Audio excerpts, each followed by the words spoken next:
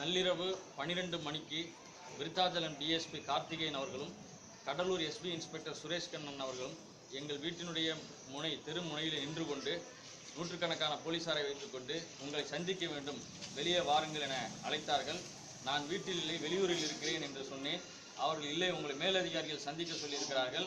விருத்தாச்சலத்திலே இன்றைக்கு விழுப்புரத்திலே முதலமைச்சர் ஜெயலலிதா கூட்டம் நடத்தியிருக்கிறார், நீங்கள் ஏதோ போராட்டம் நடத்தப் போகிறீர்களாம், அது சம்பந்தமாக பேச வேண்டும் என வலுக்கட்டாயமாக கூப்பிட்டார்கள். நான் ஊரிலே இல்லை, வெளியூரிலே இருக்கிறேன் என்று சொல்லிய பிறகும் நூற்றுக்கணக்கான போலீசாரை நான் வீட்டுக்கு வருகின்ற 3 வழியிலும் அடைத்து வைத்திருந்தார்கள். அதிகாலை தான் நான் வீட்டுக்கு வந்தேன். வீட்டிலிருந்து மீண்டும் வெளியேற முடியாத அளவு 8 மணி வரை இந்த வீட்டுக்காவலில் வைத்திருந்தது போலீசார் அடைத்திருந்தார்கள். பத்திரிகையாளர்களும் கட்சி பிரமுகர்களும் பொதுமக்களும் அதிகரிக்கவே அதை கேட்கவே தான் போலீஸை விலக்கிக் கொண்டிருக்கிறார்கள். இதை மக்கள் அதிகாரத்தின் சார்பில் நாங்கள் வன்மையாக கண்டிக்கிறோம். இன்றைய தினத்திலே நாங்கள் எந்த போராட்டமும் அறிவிக்காத நிலையில் விழுப்புரத்தை சார்ந்த எங்கள் அமைப்பின் ஒருங்கிணைப்பாளர் மோகனை அதிகாலையில் வீட்டிலே சென்று கைது செய்திருக்கிறார்கள், முன்னெச்சரிக்கை நடவடிக்கை என்று.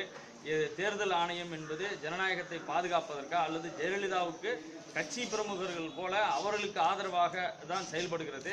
இது ஒரு எமர்ஜென்சியை அமல்படுத்தி ஜனநாயக தேர்தல் என சொல்லுவதை கேலிக்குரியது, கண்டிக்கத்தக்கது. போலீசார் அனைவரும் தேர்தல் ஆணைய கட்டுப்பாட்டிலே இல்லை, ஜெயலலிதா கட்டுப்பாட்டிலே, அதிமுகவினுடைய கட்டுப்பாட்டிலே இருக்கிறார்கள்.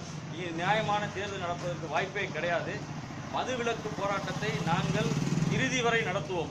அதாவது பட்டி தொட்டி எங்கும் பூரண மதுவிலக்கு வரை மக்கள் அதிகாரம் நடத்தும். கட்சிகளுடைய தேர்தல் வாக்குறுதிக்கும் தேர்தல் அறிக்கைக்கும் எங்கள் அமைப்பு எங்கள் கட்சியினுடைய தேர்தல் மதுவிலக்கு போராட்டத்திற்கும் எந்த தொடர்பும் கிடையாது. மக்கள் பிரச்சனைக்காக நாங்கள் போராடுகிறோம். ஆனால் இன்றைக்கு நடக்கக்கூடிய தேர்தல் ஆணையத்தினுடைய அதிகாரிகள் ஜெயலலிதாவினுடைய கட்சிக்காரர்கள் போல செயல்படுகிறார்கள். இதை நாங்கள் வன்மையாக கண்டிக்கிறோம். கைது செய்யப்பட்ட எங்கள் அமைப்பு தோழர்களை விடுதலை செய்ய வேண்டும். இங்கு என்னை வீட்டுக்காவலில் சிறையிலே முற்றுகை வைத்த காவல்துறை அதிகாரிகள் மீது நடவடிக்கை எடுக்க வேண்டும் என்று இந்த சந்தர்ப்பத்திலே நான் சொல்லிக் கொள்கிறேன்.